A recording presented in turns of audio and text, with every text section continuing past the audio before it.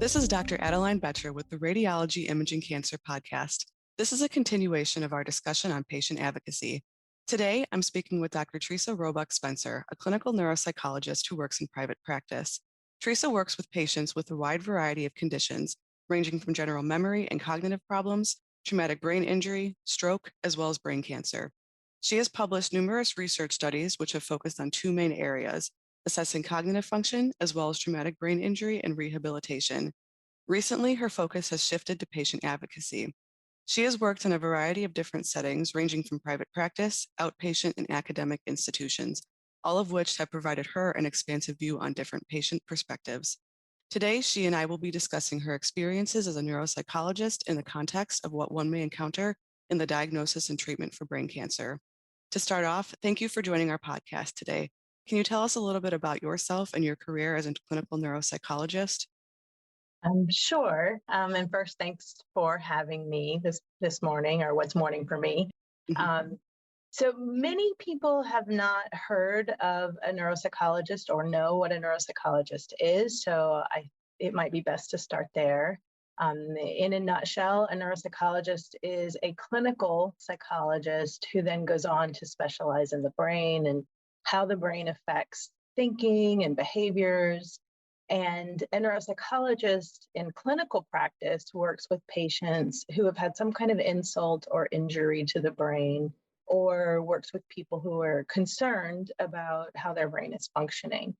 So we often provide testing, and that testing more often than not, will accompany brain imaging, so an MRI or a CT scan.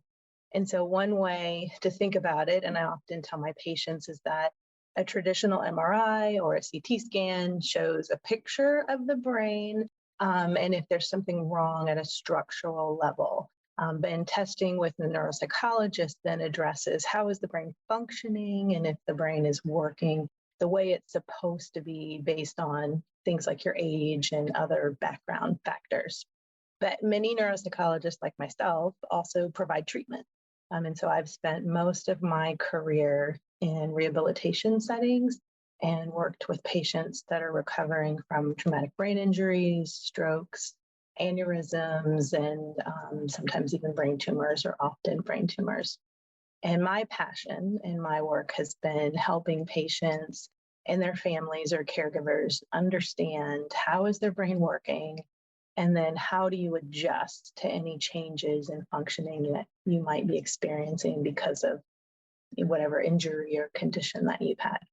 Right. No, I think that's a useful overview for that background. So thank you for giving us that information. And I think what you mentioned is a good segue to my next question is if we shift gears a little bit and talk about patient advocacy. So you are a past president for the National Academy of Neuropsychology, and there you worked on initiatives related to patient access issues and insurance reimbursements. And you had mentioned to me that a colleague of yours had introduced you to the National Brain Tumor Society, which for our listeners is actually how Tresa and I originally connected. So patient advocacy is obviously something that is important to you and you care a lot about it, as you've worked in this area from a few different angles. So can you tell us why patient advocacy is so important to you? Sure. And I can start with a story. I actually came into advocacy by accident, or not intentionally. I started my career initially doing primarily research, and I volunteered to serve on a committee for NAN, or the National Academy of Neuropsychology, and got assigned to a committee that addressed professional issues. And so at that point, I was a researcher, and I quickly found myself knee-deep in insurance issues, despite not really having independently worked as a clinician at that point. It was a little bit ironic, but I've always been a problem solver, and I would rather work on solutions than complain about issues.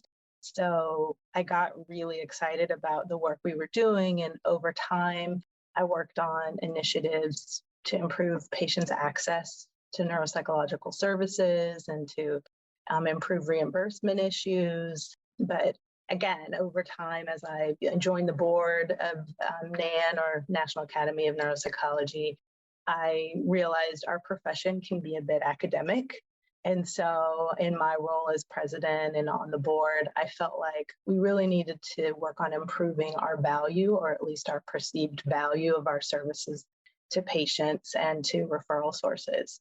And so more recently, I've faced my own cancer diagnosis and have been thinking about advocacy more from the patient side of things than the professional side of the table. And things just evolved from there. So I have a close friend and colleague who works at MD Anderson. He knew my passion for advocacy and my background in the brain and understanding the brain functioning as a neuropsychologist. And he put me into contact with the National Brain Tumor Society, thinking it'd be a good fit. And so I've always counseled my patients, you need to be your own advocate.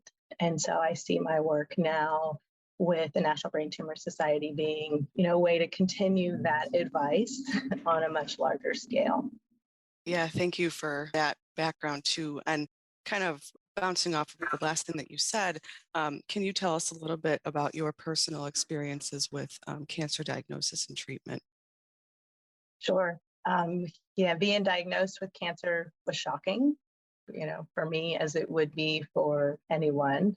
My unique experience is, when you're a clinician and you're a psychologist in particular working with patients, you hear lots of stories and you do your best to empathize with patients and you think you really have a good understanding of what they're going through because of all the stories you've heard and watching them go through it. But I can now attest, no matter how much you think you understand what someone is going through, you really don't until you experience it. And I think that's been probably the most compelling part of this experience for me, because, now I know things firsthand, things like scanxiety, frustration when you feel like you're not being heard or understood, or the unsettling feeling when your test results aren't definite. It could be this, could be that. So it's been really hard for me to switch from being a treater to being a patient. But on the good side of things, I think this experience is teaching me a lot and it's really opened my eyes more to the patient experience. Right. And I'm sure that has given you a lot of perspective on how someone that you're working with might be feeling when you're speaking to them. As you mentioned, this one phrase that comes up a lot in the cancer community is scanxiety, which is generally defined as the anxiety and fear that you may feel in the time leading up to and after an imaging appointment as you await the results. So what experiences have you heard through your patients in relation to scanxiety over the course of initial diagnosis and through treatment? Yeah, I've spent a lot of time hearing patient stories and reading patient stories through bulletin boards and chat rooms for patients with brain tumors. And scanxiety is something I can say is discussed a lot amongst the brain tumor community. They reach out a lot and ask for support when they know they have scans coming up. Many of them talk about not being able to sleep for days leading up to their scans. So it's a real thing that stuck out to me as a shared experience among these patients. So as you can imagine, any cancer diagnosis comes with some anxiety about test results, but scanxiety takes on a whole new level. So you're already nervous about being in a CT or an MRI scanner. It's small, you're in there by yourself, it's loud, it's a long procedure. It may or may not involve needles if you're getting a contrast with your scan. So those things alone can create some anxiety for individuals. And for many patients, the first scan, you may not know or have that scanxiety, as we call it, but you're confronted with images that are scary, that are foreign to you, that may or may not make sense. But I can say pictures of the brain are pretty common in general, everyday society. So even if you don't know what you're looking at, most people can see that there's something there that shouldn't be there. So that you have that initial experience, and when you have a brain tumor diagnosis, you often are coming back for follow-up scans. So now you have that combined anxiety about the process itself, along with, what are the results going to show this time? And so that anticipatory anxiety before a scan, and then waiting for the results after the scan can be a lot for people to handle. Yeah, I can completely understand how the uncertainty can cause anxiety in these cases, especially with you undergo imaging frequently. And one problem that you and I had previously discussed is that a patient may be given inconsistent information about their cancer or response to treatment, depending on which doctor or healthcare professional they're getting the information from. So can you talk a little bit about these issues? Sure. I think that's a big issue. I know I've personally experienced it, and then I see patients talk about this quite a bit. When you think about the brain tumor treatment and the brain tumor experience, many patients are seen by multiple doctors, and it may depend on the type of medical setting you're in, if you're in a community hospital versus a large academic medical center. But either way, most patients are seen by multiple doctors. So that might include their neuro-oncologist, the fellow, which is a neuro-oncologist or a physician in training. You may see a nurse practitioner, a radiation oncologist, a neurosurgeon. So you have a lot of people in the mix, most of whom will have looked at your MRI results and many of them will actually discuss those results with you and their own read or their own interpretation of those results. So they might use different words. They might provide you different interpretations. For instance, say your neuro-oncologist may say there's really no progression of the tumor on this scan. Your radiation oncologist may say, oh, I think this looks like pseudo-progression, which is a medical term that everyone may not understand. Or others may say, oh, this looks like possible tumor progression.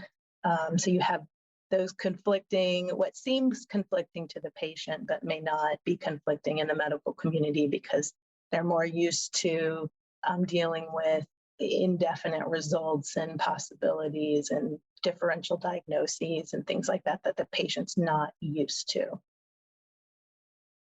So when this happens, when you see patients that have seen and heard different words or interpretations, how do you see patients react to this? Definitely, that situation is difficult for patients to grasp. It's like I said before, they're not used to sort of living in a world of possibilities where physicians are. And so in a situation where they may hear from the neuro-oncologist that their scans are stable, but later read the radiology report that says, the scans are consistent with, and you can't see me, but I'll put quotes around consistent with possible slight tumor progression. Those are words that the medical community is used to seeing, but a patient may not really understand that. And so they go to their appointment, they later come home and they pops up in this new era of electronic medical records. They get their radiology report, that later that day or the next day, and read words and interpretation that's different from what they heard from their physician. So certainly that's confusing, worrisome.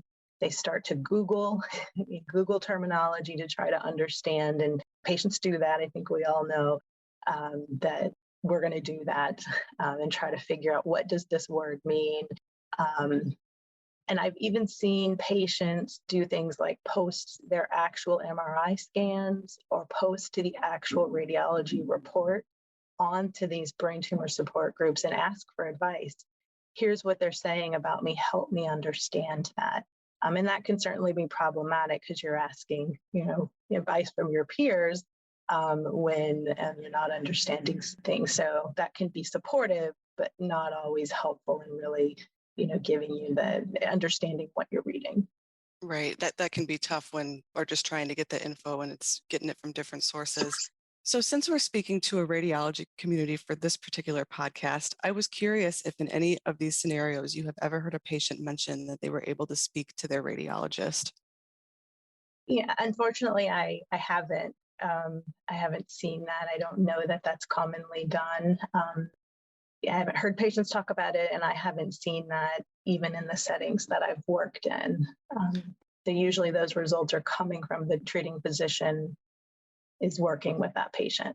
There's some good sides of that. I'll just mention that, that's good because the treating physician fellow or whomever is giving those results know specifically where that patient is in treatment. And so can clarify when a radiologist says it could be this or could be that. The treating physician can clarify that. But sometimes the problem is the order you receive the information. So if you hear from your physician before you see the radiology report, that can create some confusion on the part of the patient. Right. I think there are some institutions that are starting to have it more available to speak to radiologists, but not all institutions have that implemented quite yet. And so to wrap up our discussion, I have one last question. Having experienced what you have thus far in both your personal story and those of your patients, what would you like other healthcare givers to know that you feel would improve care for other patients?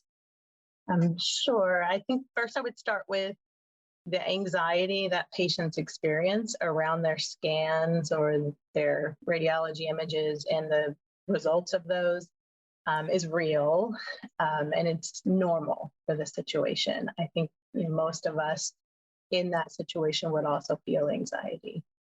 What may happen is that patients may not always express it, and it may still be there.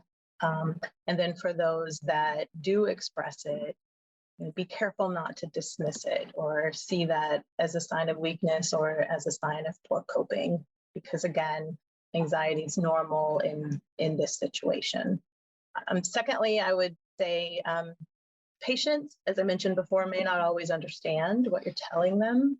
They may not understand the terminology that you're using, even when they say they do. So in this situation, it's not enough to just say, do you understand? Because most patients are going to say yes. What happens is patients get nervous during the appointment. They don't really know what to ask.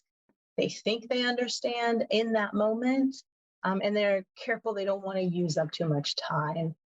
So instead of asking, do you understand? You might ask questions like, is there something you'd like me to explain in more detail? Or is there more you'd like me to explain? If you know that patient has seen multiple providers, you could ask, what have you heard from your other doctors? Do you have any questions about, what you've heard from other doctors?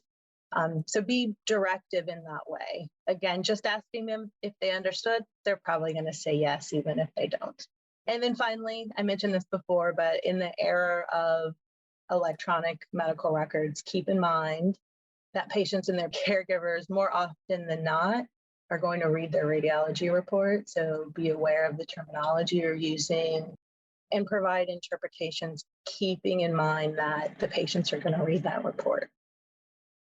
Yeah, I think it's important for caregivers to, have those open-ended questions that allow patients to ask questions that they may not have otherwise done, and feel like they're going to be, listened to. So thank you again so much, Tresa, for joining our podcast today. You're welcome. It's been valuable hearing about your experiences from the neuropsychology standpoint, and I'm hopeful that this podcast will foster communication for our listeners. And to our listeners, thank you for tuning in today. If you haven't already, check out last month's podcast focusing on brain cancer as well.